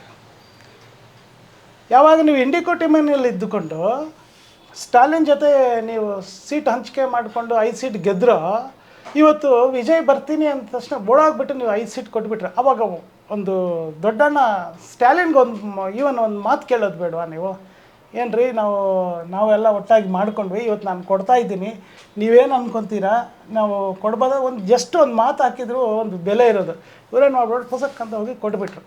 ಇವರು ಕೊಟ್ಟ ಮೇಲೆ ಈ ಕಾಂಗ್ರೆಸ್ನವ್ರು ಹೋಗ್ಬಿಟ್ಟು ಸ್ಟಾಲಿನ್ಗೆ ಒಂದು ಲೆಟ್ರ್ ಕೊಟ್ಟರು, ನಾವು ಇಂಡಿ ಕೂಟಮಿಯಿಂದ ಹೊರಗಡೆ ಇರ್ತೀವಿ. ಅವನು ಅದನ್ನು ಓಕೆ ಮಾಡಿಬಿಟ್ಟು ಇಂಡಿ ಕೂಟಮಿಯಿಂದ ಹೊರಗಡೆ ಇರಿ, ನಿಮ್ಮ ಲೈಫ್ನಲ್ಲಿ ಯಾವತ್ತೂ ನಮ್ಮ ಹತ್ರ ಬರಬೇಡಿ, ನಾವು ಸೇರಿಸೋದಿಲ್ಲ ಅಂತ. ಏನಾಯ್ತಲ್ಲಿ? ಇನ್ನು ತಮಿಳ್ನಾಡಲ್ಲಿ ಕಾಂಗ್ರೆಸ್ಸು ಪರ್ಮನೆಂಟಾಗಿ ಬಾಗಿಲು ಹಾಕಬೇಕು. ಯಾಕಂದರೆ ಅವರು ಒಬ್ಬರು ಬಾಲ ಹಿಡ್ಕೊಂಡು ಹಿಂದೆ ಹೋಗೋರು ಹೊತ್ತು ಅವರಾಗಿ ಸ್ವಂತವಾಗಿ ನಿಂತ್ಕೊಳ್ಳೋ ಯೋಗ್ಯತೆ ಅವ್ರಿಗಿಲ್ಲ, ತಾಕತ್ತು ಇಲ್ಲ ಅಲ್ಲಿ. ನಾಳೆ ವಿಜಯ್ ಪರ್ಮನೆಂಟ್ ಏನ್ರಿ? ಅಸಲು ಈ ಗೌರ್ಮೆಂಟು ಪರ್ಮನೆಂಟಾ? ಈ ಕಾಂಗ್ರೆಸ್ನ ನಂಬ್ಕೊಂಡು ಅವ್ರು ವಿಜಯ್ ಮಾಡೋಕ್ಕಾಗತ್ತಾ? ಏನೋ ಇವಾಗ ಮಾಡಿದ್ರೆ ಮಾಡಲಿ, ಚೆನ್ನಾಗಿರಲಿ, ಸಂತೋಷ. ಇವು ಬೇರೆ ADMK DMK ಸುಮ್ಮನೆ ಇರ್ತಾರ? ಆವಾಗಲೇ ಸ್ಟಾಲಿನ್ ಹೇಳಿದ್ದೆ ಅನ್ಕೋತಾ, 6 ತಿಂಗಳು ನೋಡ್ತೀನಿ ನಾನು, 6 ಮಂತ್ಸ್ ನಿನಗೆ ಫ್ರೀಡಮ್, 6 ಮಂತ್ಸಲ್ಲಿ ನೀನು ಆಗಿರೋ ಪ್ರಾಮಿಸ್ಗಳು, ನೀನು ಇದು ಏನೇನು ಜನಗಳಿಗೆ ವಚನಗಳು ಕೊಟ್ಟಿದೆಯೋ ಅವೆಲ್ಲ ಅನುಕರಣೆ ಇದು ಪಾಸ್ ಆಗಬೇಕು. ಒಂದು ಮನೆಯಲ್ಲಿ ಮದುವೆ ಆಯಿತು ಅಂದರೆ 8 ಗ್ರಾಮ್ ಗೋಲ್ಡ್ ಕೊಡ್ತೀನಿ ಅಂತ ಹೇಳಿದ್ದಾನೆ. ಒಂದು ಮಕ್ಕಳನ್ನ ಸ್ಕೂಲಿಗೆ ಸೇರಿಸಿ ಅಪ್ಪ ಅಮ್ಮನಿಗೆ ವರ್ಷಕ್ಕೆ 15,000 ಕೊಡ್ತೀನಿ ಅಂತೇಳಿ. ಯಾರು ಮತ್ತು ಲೇಡೀಸ್ಗೆ bus free, 200 units current free. Unemployed ಯೂತ್ಸ್ಗೆ ಅನ್ಎಂಪ್ಲಾಯ್ಡು ಹೆಣ್ಮಕ್ಳು ಗಂಡು ಮಕ್ಕಳಿಗೆ 4,000 ರೂಪಾಯಿ ಕೊಡ್ತೀನಿ ಅಂತ ಹೇಳಿದ್ದಾರೆ. ಸಿಕ್ಕಾಪಟ್ಟೆ ಇದೆ. ಆಮೇಲೆ ಸಿಕ್ಕಾಪಟ್ಟೆ ಇದೆ. 2,500 ರೂಪಾಯಿ ತಿಂಗಳಿಗೆ, 2,500 ರೂಪಾಯಿ ಲೇಡೀಸ್ಗೆ ತಿಂಗಳಿಗೆ ಕೊಡೋದು, ಕರೆಂಟ್ ಫ್ರೀ, ಬಸ್ಸು ಫ್ರೀ. ಫ್ರೀಬೀಸ್ ಕೊಡಕ್ ಆಗುತ್ತೆ ಅಂತೀರಾ ನೀವು? ಇದೇ ವಿಷಯ ಸ್ಟಾಲಿನ್ ಕೇಳಿದ್ರು. ನಾನು ಇವಾಗ ಲೇಡೀಸ್ಗೆ 1,000 ರೂಪಾಯಿ ಕೊಡ್ತಾ ಇದ್ದೀನಿ, ನನ್ನ ಕೈಲಿ ಆಗ್ತಾ ಇಲ್ಲ. 1,000 ಕೊಡೋಕ್ಕೆ ನಾವು ಎದ್ದು ಬಿದ್ದು ಏನಪ್ಪ ಮಾಡೋದು, ಪ್ರಾಮಿಸ್ ಮಾಡಿದಂತ ಕಷ್ಟಪಟ್ಟು ಕೊಡ್ತಾ ಇದ್ದೀವಿ. ಇವ್ನು 2,500 ರೂಪಾಯಿ ಕೊಟ್ಟು ಒಂದು ಮದುವೆ ಆಯಿತು ಅಂದರೆ 8 ಗ್ರಾಮ್ ಗೋಲ್ಡ್ ಕೊಟ್ಟು 6 ಸಿಲಿಂಡ್ರ್ ಫ್ರೀ ಸರ್. 6 ಸಿಲಿಂಡ್ರ್ 1 ವರ್ಷಕ್ಕೆ ಫ್ರೀ ಅಂದರೆ ಒಂದೊಂದು ಚಿಕ್ಕ ಚಿಕ್ಕ ಮನೆಗಳಲ್ಲಿ 1 ಸಿಲಿಂಡ್ರ್ 2 ತಿಂಗಳು 3 ತಿಂಗಳು ಬರೋರ್ದಿರುತ್ತೆ. ಅವರು ಲೈಫ್ 1 ವರ್ಷ ಕಂಪ್ಲೀಟ್ ವಿಜಯ್ ಇರೋವರೆಗೂ ಸಿಲಿಂಡ್ರ್ ಕೊಂಡ್ಕೊಳ್ಳೋಂಗೆ ಇಲ್ಲ. ಕೆಲವು ಬ್ಯಾಚುಲರ್ಸ್ ಅವರು ಇರ್ತಾರೆ ನೋಡಿ, ಒಂದೊಂದು ಮನೆಯಲ್ಲಿ 3 ತಿಂಗಳು ಬರುತ್ತೆ. ಅವ್ರೇನು ಮಾಡ್ತಾರೆ, 6 ಸಿಲಿಂಡ್ರ್ ತಗೊಂಡು 3-4 ಸಿಲಿಂಡ್ರ್ ಯೂಸ್ ಮಾಡ್ಕೊಂಡು 2 ತಿಂಗಳು 2 ಸಿಲಿಂಡ್ರ್ ಸೆಲ್ ಮಾಡ್ತಾರೆ. ಒಂದಷ್ಟು ದುಡ್ಡು ಮಾಡ್ಕೊತಾರೆ. ಇವೆಲ್ಲ ಜನಗಳನ್ನೇ ನಾವು ಟ್ಯಾಕ್ಸ್ ಕಟ್ಟಿರ್ತೀವಿ. ಈ ಟ್ಯಾಕ್ಸು ಸಂರಕ್ಷಣೆ ಮಾಡಿ ಡೆವಲಪ್ ಮಾಡಿ ಅಂತ ನಾವು ಕಟ್ಟೋದು. ನೀವು ಏನು ಮಾಡ್ತಾ ಇದ್ದೀರಾ ನೀವು? ಅದೇ ಒಂದು ಲೆಕ್ಕಾಚಾರ ನೋಡಿದೆ, 9.5 ಲಕ್ಷ ಕೋಟಿ ಆಗುತ್ತಂತೆ 1 ವರ್ಷಕ್ಕೆ ಗೌರ್ನಮೆಂಟ್ ಕೊಟ್ಟಿರೋ ಪ್ರಾಮಿಸ್ಗೆ. ಇವತ್ತು ಹಾಂ ಜಿ ಡಿ ಪಿ ಲೆಕ್ಕ ಏನು ಬಂತು? ಜಿ ಡಿ ಪಿ ಬಂದು ಇಂಡಿಯಾದಲ್ಲಿ ನಂಬರ್ 3 + 4 ಇದೆ. Number 1 Maharashtra, number 2 Karnataka, number 3 Tamil Nadu, number 4 Gujarat. ನಾನು ತಿಳ್ಕೊಂಡಂಗೆ. ಬಟ್ ಒಂದು ಚೇಂಜ್ ಹಿಂದೆ ಮುಂದೆ ಇರುತ್ತೆ. ಯಾಕಂದರೆ ತಮಿಳ್ನಾಡು ಇಂಡಸ್ಟ್ರಿಯಲ್ ಲೆವೆಲಲ್ಲಿ ಕರ್ನಾಟಕಗೆ ಬೀಟ್ ಹೊಡಿತದೆ. ಇವರಿಬ್ಬರಿಗೂ ಒಳ್ಳೆ ಹೆಲ್ತಿ ಕಾಂಪಿಟೇಷನ್ ಇದೆ, ಕರ್ನಾಟಕ ತಮಿಳ್ನಾಡು. ಇನ್ನು ಆಂಧ್ರ ತೆಲಂಗಾಣ ಕಡಿಮೆ. ನಮ್ಮ ತಮಿಳ್ನಾಡು ಆ್ಯಂಡ್ ಕರ್ನಾಟಕ ಯಾವಾಗಲೂ ಜಿದ್ದಿ ಇರುತ್ತೆ, ನೆಕ್ ಟು ನೆಕ್ ಇರುತ್ತೆ ಜಿ ಡಿ ಪಿನಲ್ಲಿ ಮಾತ್ರ. ಯಾಕಂದರೆ ಡೆವಲಪ್ಮೆಂಟ್ ಅಷ್ಟು ಚೆನ್ನಾಗಿದೆ. Number 1 gold purchasing in India, number 1 state Tamil Nadu. ಗೊತ್ತಾ ನಿಮಗೆ? ತಮಿಳ್ನಾಡಲ್ಲಿ ನಂಬರ್ 1 ಗೋಲ್ಡು. ಜನಗಳ ಹತ್ರ ಇರೋ ಗೋಲ್ಡ್ ಆಗಲಿ, ವ್ಯಾಪಾರಸ್ಥರಾಗಲಿ, ಗೌರ್ನಮೆಂಟ್ ಅದರಾಗಲಿ ಗೋಲ್ಡ್ ಕಲೆಕ್ಟ್ ಹೆಚ್ಚಿನ ರಿಸರ್ವ್ಸ್ ಆಗಲಿ, ಜನಗಳ ಹತ್ರ ಇರೋದಾಗಲಿ ನಂಬರ್ 1 ಗೋಲ್ಡು ತಮಿಳ್ನಾಡಲ್ಲಿದೆ. ಅಂದರೆ ಲೆಕ್ಕ ಹಾಕ್ಕೊಳ್ಳಿ ಅವರು ಎಷ್ಟು ಅಡ್ವಾನ್ಸ್ ಆಗಿದ್ದಾರೆ ಅಂತ. ಇವತ್ತು ಅಡ್ವಾನ್ಸ್ ಆಗಿದ್ದೀರಾ, ಚೆನ್ನಾಗಿದೆ, ಓಕೆ. ಬಟ್ ಒಂದು ಪ್ರಾಮಿಸ್ಗಳು ನೀವು ಮಾಡಿಬಿಟ್ಟು ಅದಕ್ಕೆ ಆದಾಯ ಏನು ಮಾಡ್ತೀರಾ? ನೀವು ಕೊಡಿಯಪ್ಪ, ಸಂತೋಷ, ಜನಗಳಿಗೆ ಕೊಡ್ತೀವಿ, ಜನಗಳು ನಾನು ನೋಡ್ಕೊತೀನಿ ಅಂದರೆ. ಮುಂಚೆ ಸರ್ ಒಂದು ಎಲೆಕ್ಷನ್ನಲ್ಲಿ ಏನು ಮಾಡೋರು, ಎಲೆಕ್ಷನ್ ಟೈಮಲ್ಲಿ 2,000, 3,000, 5,000 ಒಂದು ಬಿರಿಯಾನಿ ಪ್ಯಾಕೆಟ್ಗಳು ಹಿಂಗೆ ಕೊಟ್ಟು ನಮ್ಗೆ ಹಾಕಿಸ್ಕೊಂಬಿಡೋರು. ಈಗೇನೂ ಇಲ್ಲ. ಆವಾಗ 5 ವರ್ಷಕ್ಕೆ ಒಂದ್ಸಲ ಕೊಡೋ ದುಡ್ಡು ಇವಾಗ ತಿಂಗಳು ಇನ್ಸ್ಟಾಲ್ಮೆಂಟ್ ಕೊಟ್ಕೊಂಡು ಹೋಗ್ತಾ ಇದ್ದೀರಾ ನೀವು. ಅಂದರೆ ಜನಗಳು 2,000, 3,000 ಬಿಡ್ಬಿಟ್ರಿ. ಇವಾಗೇನು ತಿಂಗಳಿಗೆ ನನಗೇನು ಬರುತ್ತೆ? ಆವಾಗ ಯಾರೋ ಸ್ವಲ್ಪ ವಿದ್ಯಾಬುದ್ಧಿ ಇಲ್ದಿರೋರು, ಹಳ್ಳಿ ಜನಗಳಿಗೆ, ಸ್ವಲ್ಪ ಕುಡುಕರಿಗೆ ಅಂಥವ್ರಿಗೆ ದುಡ್ಡು ಕೊಟ್ಟು ಓಟ್ ಹಾಕಿಸ್ಕೊಂಬಿಡೋರು. ಈಗ ಏನಿಲ್ಲ, ಒಳ್ಳೆ ಜನಗಳು. ಈಗ ನಾವು ವಿದ್ಯಾವಂತರೇ. ನಮ್ಮ ಮನೇಲಿ ಒಂದು 2 ಹೆಂಗಸರಿದ್ರೆ ಅವರಿಬ್ಬರಿಗೆ ದುಡ್ಡು. ನಮ್ಮ ಮನೇಲಿ ಒಂದು ಹುಡುಗಿ ಓದ್ತಾ ಇದ್ದಾಳೆ ಅಂದರೆ ಅವ್ರಿಗೊಂದು ಸ್ಕೂಟಿ ಕೊಡಿಸ್ತೀನಿ. ಆ ಹುಡುಗಿಗೆ ಮದುವೆ ಆದರೆ 8 ಗ್ರಾಮ್ ಗೋಲ್ಡ್ ಕೊಡ್ತೀನಿ. ಎಲ್ಲಿಂದ ಕೊಡ್ತಾರೆ ಸರ್? ವಿಜಯ್ಗೆ ಡೆವಲಪ್ಮೆಂಟ್ ಮಾಡಬೇಕು, ನಾವು ನಂಬರ್ 1 ಇರಬೇಕು, ನಾನು ಒಳ್ಳೆ ಪೊಲಿಟಿಷಿಯನ್ ಅನ್ನಿಸ್ಕೋಬೇಕು, ಹೆಂಗಲ್ವಾ ಅಂತ ಚೆನ್ನಾಗಿದೆ ಅವ್ರಿಗೆ. ಚೆನ್ನಾಗಿದೆ ಮನಸ್ಸಿನಲ್ಲಿ. ನಮ್ಮ ಸ್ಟೇಟ್ನ ಚೆನ್ನಾಗಿ ಡೆವಲಪ್ ಮಾಡಬೇಕು ಅನ್ನೋದು ಉದ್ದೇಶ ಚೆನ್ನಾಗಿದೆ. ಅದಕ್ಕೆ ತಕ್ಕನಂಗೆ ಪ್ಲ್ಯಾನಿಂಗೂ ಇದೆ ಅವ್ರ ಹತ್ರ.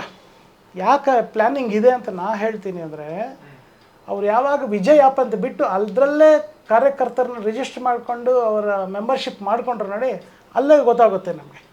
ಓಕೆ, ಪ್ಲ್ಯಾನಿಂಗ್ ಇದೆ. ಯಂಗ್ಸ್ಟರ್ಸು, ವಿದ್ಯಾವಂತರು, ಯುವಕರು, ಓದಿರೋರೆಲ್ಲ ಅವ್ರಿಗೆ ಸಪೋರ್ಟ್ ಇದ್ದಾರೆ. ಬಟ್ ಫೈನಾನ್ಷಿಯಲಿ ಬೇಕಲ್ಲ ಸರ್, ಬೇಕಲ್ವಾ? ಅದು ಪ್ಲ್ಯಾನಿಂಗು. ಏನು ಪ್ಲ್ಯಾನಿಂಗ್ ಏನು ಮಾಡೋಕ್ಕಾಗುತ್ತೆ? ಈಗ ಇದಕ್ಕೆ ಮುಂಚಿದ್ದ ಸ್ಟಾಲಿನ್ಗೆ ಗೊತ್ತಿಲ್ದಿರೋದ, ಮೋದಿಗೆ ಗೊತ್ತಿಲ್ದಿರೋದ ಹೇಳಿ? ಈಗ ಮೋದಿ ಏನು ಹೇಳ್ತಾರೆ, ಡೆವಲಪ್ಮೆಂಟ್ ಇನ್ ಸ್ಟೇಟ್ಗೆ ಏನು ಬೇಕೋ ಕೊಡ್ತೀನಿ ಅಂತಾರೆ, ಕೊಡ್ತಾರೆ. ಅವ್ರು ಮಾಡ್ಕೊಂಡು ಹೋಗ್ತಾರೆ. ಸೆಂಟ್ರಲಿಂದ ಏನಿದೆ, ಸ್ಟೇಟಿಂದ ಏನಿದೆ ನಾವು ಮಾಡ್ಕೊಂಡು ಹೋಗ್ತೀರ. ನೀವು ಫ್ರೀ ಬೇಸ್ ಕೊಡ್ತಾ ಇದ್ದೀರಲ್ಲ. ಈಗ ಒಬ್ಬ ಅಂಗಡಿ ವ್ಯಾಪಾರಸ್ಥ ಒಂದು 10 ಲಕ್ಷನೋ 20 ಲಕ್ಷನೋ ಹಾಕಿ ಒಂದು ಅಂಗಡಿ ವ್ಯಾಪಾರ ಮಾಡ್ತಾನೆ. 10 ಲಕ್ಷ ಬಂಡವಾಳ ಹಾಕಿ ನಾನು 1 ಲಕ್ಷ ದುಡಿಬೇಕು, 2 ಲಕ್ಷ ದುಡಿಬೇಕು ಅಂತ ಅವನು ಮಾಡ್ತಾನೆ. ಅಂದರೆ ಅವ್ರು ಹಾಕಿರೋ ಬಂಡವಾಳ ದುಡಿತದಲ್ಲಿ ದುಡಿಮೆ ತೋರಿಸ್ತದೆ. ನೀವೇನು ತೋರಿಸ್ತಾ ಇದ್ದೀರಾ? ನಿಮ್ಗೆ ಆದಾಯ ಎಲ್ಲಿ? ನೀವು ಕೊಡೋ ಖರ್ಚು ಖರ್ಚು ಮಾಡೋದಲ್ಲಿ ಫಸ್ಟ್ ನಿಮ್ಮ ಆದಾಯ ಏನು ಖರ್ಚೇನು ಎರಡನ್ನೂ ಕ್ಯಾಲ್ಕುಲೇಟ್ ಮಾಡಬೇಕು. ವ್ಯಾಪಾರನೂ ಅಷ್ಟೇ, ಜೀವನನೂ ಅಷ್ಟೇ. ನನಗೆ 1 ಲಕ್ಷ ರೂಪಾಯಿ ಇವತ್ತು ಸಂಬಳ ಬರ್ತಾ ಇದೆ ಅಂದರೆ ನನ್ನ ಖರ್ಚು 2 ಲಕ್ಷ ಇತ್ತು ಅಂದರೆ ನಾನು ಹೆಂಗೆ ನಾನು ಇದು ಮಾಡಬೇಕು, ಅದನ್ನು ತಡಿಬೇಕು. ಒಂದು ಖರ್ಚು ಕಡಿಮೆ ಮಾಡ್ಕೋಬೇಕು, ಇಲ್ಲ ಆದಾಯ ಜಾಸ್ತಿ ಮಾಡ್ಕೋಬೇಕು. ಆದಾಯ ಏನು ಮಾಡೋಕ್ಕಾಗುತ್ತೆ ಅವರು? ಈಗ ಆಲ್ರೆಡಿ ಡೆವಲಪ್ಡ್ ಸ್ಟೇಟ್ ಅದು, ಇನ್ನೂ ಮಾಡೋಕ್ಕಾಗಲ್ಲ ಅಂದರೆ ಮಾಡ್ಬೋದು, ಮಾಡಲಿ, ಪರವಾಗಿಲ್ಲ. ಬಟ್ ಆದಾಯ ಬರೋದಕ್ಕೆ ಮುಂಚೆ ನಿಮ್ಮ ಖರ್ಚು ಶುರುವಾಗ್ಬಿಡ್ತಲ್ಲ ಸರ್ ನೀವು ಅಲ್ಲಿ ಹೋಗಿ ಪ್ರಕಾರ ಕೊಡಕ್ಕಾಗಲ್ಲ ಅಂತೀರಾ? 100% ಆಗಲ್ಲ.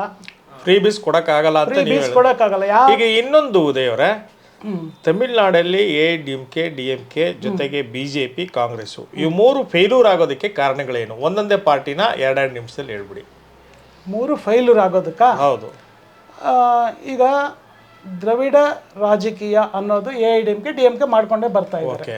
ಆ ಮೇಯ್ನ್ ಏನು ಅಂದರೆ ಅವರಲ್ಲಿ ಜಾತಿಯ ಭಾವನೆ, ನ್ಯಾಷನಲ್ ಲೆವೆಲಲ್ಲಿ ಥಿಂಕ್ ಮಾಡೋ ಯೋಚನೆ ಆ ಜನಗಳಿಗಿಲ್ಲ. ಇಲ್ಲ ಅಂದರೆ ಎಲ್ಲ ಒಂಥರ ಹೊರಟು ಜನ ಅನ್ಕೋಬೇಡಿ ನೀವು, ಅದು ಕಡಿಮೆ ರಾಜಕೀಯವಾಗಿ. ಈಗ ಕೆಲವು ಊರುಗಳಿಗೆ ಹೋಗ್ಬಿಡಿ, ಹಾಸನ ಈ ಕಡೆ ಹೋದ್ರೆ ನಮ್ಮ ದೇವೇಗೌಡರು, ನಮ್ಮ ಕುಮಾರಣ್ಣ ಅಷ್ಟೇ ಪಾಪ, ಅವರು ಅದು ಕೆಟ್ಟದಂತ ಹೇಳಲ್ಲ, ಅವ್ರಿಗೆ ಅಷ್ಟೇ.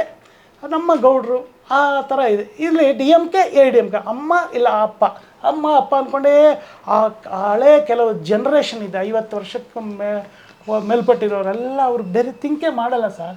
MGR, ಜಯಲಲಿತಾ, ಕರುಣಾನಿಧಿ ಇಷ್ಟೇ ಅವ್ರ ತಲೆ. ಅವ್ರು ನೀವೇನೇ ಹೇಳಿ, ಎಷ್ಟೇ ಹೇಳಿ, ಒಂದ್ಸಲ ಅವ್ರಿಗೆ ಕೊಡ್ತಾರೆ, ಇಲ್ಲಿ ಇವ್ರಿಗೆ ಕೊಡ್ತಾರೆ. ಜನ ಈ ಸಲ ಅವ್ರನ್ನ ಮೆಚ್ಚಲಿಲ್ಲ. ಜನ ಮೆಚ್ಚಿಲ್ಲ ಅಂದರೆ ಸ್ವಲ್ಪ ಇಲ್ಲಿ ಹೊಸ ಜನ್ರೇಷನ್ ಬೇರೆ ಬಂತು, ಪ್ಲಸ್ ಗ್ಲಾಮರ್, ವಿಜಯ್ ಒಂದು ಅಭಿಮಾನ ಬಂತು. ಆ ಟೈಪು ಫಿಗರ್ ಇಲ್ಲಿ ಯಾರೂ ಇಲ್ಲ ಇಲ್ಲಿ. ಸೊ ಕಾಂಗ್ರೆಸ್ ಯಾವ ರೀತಿ ಫೇಲ್ಯೂರ್ ಆಯ್ತಲ್ಲಿ? ಯಾವ ರೀತಿ? ತಮಿಳ್ನಾಡಲ್ಲಿ ಕಾಂಗ್ರೆಸ್ ಯಾವತ್ತೋ ಫೇಲ್ ಆಯ್ತು. ಯಾವಾಗ BJP ಏನಕ್ಕೆ ಫೇಲ್ಯೂರ್ ಆಯ್ತು? BJP ಫೇಲ್ಯೂರು ಅಂದರೆ ಒಂದೇ ಸೀಟ್ ಗೆದ್ದಿರೋದು, ಅದು ಆಯಿತು. BJPಗೆ ಒಂದು ನೆಲ ಸಿಕ್ಕೋ ಟೈಮ್ ಯಾವಾಗ ಅಣ್ಣಾಮಲೈ ಜಸ್ಟ್ ವಿಜಯ್ ಪಾರ್ಟಿ ಇಡೋಕೆ ಮುಂಚೆಯಿಂದ ಇವತ್ತಿನವರೆಗೂ ನೋಡಿ, ಅಣ್ಣಾಮಲೈ ಒಂದು ವೇವ್ ಸೃಷ್ಟಿ ಮಾಡ್ಕೊಂಡು ಬಂದಿದ್ರು. ಹೆಂಗೆ ಸೃಷ್ಟಿ ಮಾಡಿದ್ರಂತೆ, ಈ AIDMK ಆಗಲಿ DMK ಆಗಲಿ ಮಾಡೋ ಅನಾಚಾರಗಳು, ಅವರ ಮಾಡೋ ಕರಪ್ಷನ್ನು, ಅವರ ಲೂಟಿ ಹೊಡೆಯೋದು, ಅದನ್ನೆಲ್ಲ DMK ಫೈಲ್ಸ್ ಅಂತಲೇ ರಿಲೀಸ್ ಮಾಡಿದ್ರಲ್ಲ ನಾವು. ಅದು ಜನಗಳಿಗೆ ಹೊಸದಾಗಿ ಕಾಣಿಸ್ತದ್ದು. ಇಷ್ಟು ವರ್ಷ ನಾವು ಓಟಾಗಿ ಗೆಲ್ಸಿದವರು ಇಷ್ಟು ಆಸ್ತಿ ಮಾಡಿದ್ದಾರೆ, ಇವತ್ತಿಗೂ ಕೆಲವರು ಹೇಳ್ತಾರೆ ಇಡೀ ಏಷ್ಯಾದಲ್ಲಿ ನಂಬರ್ 1 ಶ್ರೀಮಂತ ಫ್ಯಾಮಿಲಿ ಅಂದರೆ DMK ಅಂತ ಹೇಳೋರು ಇದ್ದಾರೆ. ಅದೊಂದು ಕಡೆ ಕೇಳಿದ್ದೆ, ನಿಜನೋ ಸುಳ್ಳ ಗೊತ್ತಿಲ್ಲ. Number 1 richest family in the Asia, not in India ಅಥವಾ ನಾಟ್ ಇನ್ ಜಪಾನು, ಏನೋ ಹೇಳೋದಲ್ಲ, ಈ ಏಷ್ಯಾದಲ್ಲೇ ನಂಬರ್ 1 ರಿಚೆಸ್ಟ್ ಫ್ಯಾಮಿಲಿ. ನೀವು ಅಂಬಾನಿ ಸಿಂಬಾನಿ ಏನಿದೆ, ಅಂಬಾನಿ ಎಷ್ಟು 5 ಲಕ್ಷ ಕೋಟಿ ಅದರ ಬಂಡವಾಳ, ರಿಲಯನ್ಸು ಅಷ್ಟೇ. ಇವ್ರು ಆ ಥರ ಅಲ್ವಲ್ಲ. ಈಗ ಇನ್ನೊಂದು ಉದಯವ್ರೆ, ಈಗ ಅಣ್ಣಾಮಲೈಗೆ ಫುಲ್ ಮೆಜಾರಿಟಿ ಕೊಡದೆ BJP ಹೈಕಮಾಂಡು ಎಲ್ಲ ಒಂದ್ ಕಡೆ ಮೋಸ ಮಾಡಿದ್ರು ಅಣ್ಣಾಮಲೈಗೆ. ಜೊತೆಗೆ ಅವರು ಇಷ್ಟು ವರ್ಷ ಅಲ್ಲಿ ಕಾರ್ಯಕರ್ತರಾಗಿ ದುಡಿದಿದ್ದು ಲಾಸ್ ಆಯಿತು. ಅವರಿಗೆ ಫುಲ್ಲು ಮೆಜಾರಿಟಿ ಕೊಟ್ಟು ಅವರಿಗೆ ಸೀಟ್ ಅನೌನ್ಸ್ ಮಾಡೋದಕ್ಕೆ, ಸೀಟ್ ಕೊಡೋದಕ್ಕೆ ಹೇಳಿದರೆ ಎಲ್ಲ ಒಂದು ಕಡೆ 30-40 ಸೀಟ್ ಗೆಲ್ತಿದ್ರು. ಈ ಇವ್ರಿಗೆ ಅಣ್ಣಾಮಲೈಗೆ ಹಾಕುವಂಥ ವೋಟ್ ಏನಿದೆ 30-40% ಅದು ವಿಜಯ್ಗೆ ಹೋಯ್ತು ಅಂತ ಜನ ಹೊರಗಡೆ ಮಾತಾಡ್ತಿದ್ದಾರೆ. ಇದ್ರ ಬಗ್ಗೆ ತಾವೇನು ಹೇಳ್ತೀರಾ? ಅದು ನಿಜ. ಯಾಕಂದರೆ ಒಂದು BJPನ ತಮಿಳ್ನಾಡು ಕೇಳೋ ಗತಿ ಇಲ್ಲ. ಆ ಟೈಮಲ್ಲಿ ಬಂದಿರೋರೆ ಸುನಾಮಿ ಥರ ಅಣ್ಣಾಮಲೈ ಬಂದು ಪಾರ್ಟಿ ಪ್ರಚಾರ ಮಾಡಿದ್ದೇ ಅಲ್ಲದೆ ಇಷ್ಟು ದಿವಸ ನೀವು ಓಟ್ ಹಾಕಿರೋ ಪಾರ್ಟಿಗಳು ನಿಮ್ಮನ್ನು ಹೇಗೆ ಮೋಸ ಮಾಡಿದ್ರು, ಹೇಗೆ ಲೂಟಿ ಹೊಡಿತಾ ಇದ್ದಾರೆ ಅಂತ ಕ್ಲೀನಾಗಿ ತೋರಿಸ್ಕೊಟ್ಟಾಗ ಜನಗಳಿಗೂ ಅವಾಗ ಸ್ವಲ್ಪ ವಿವೇಚನೆಯಿಂದ ಯೋಚನೆ ಮಾಡಿದ್ರು. ನೋಡಿದ್ರ ಇಷ್ಟು ದಿವಸ ನಾವು DMK AIDMK ಅಂತಲೇ ಇದ್ವಿ, ಇವತ್ತು ನಮ್ಮ ನಿಜವಾದ ಜಾತಿಯ ಭಾವನೆ ಇರೋರು ನ್ಯಾಷನಲ್ ಲೆವೆಲಲ್ಲಿ ಯೋಚನೆ ಥಿಂಕ್ ಮಾಡಬೇಕು. ನಾವು ಯಾವಾಗಲೂ ಸ್ಟೇಟೇ ಅಲ್ವಲ್ಲ, ದೇಶನೂ ಯೋಚನೆ ಮಾಡಬೇಕು.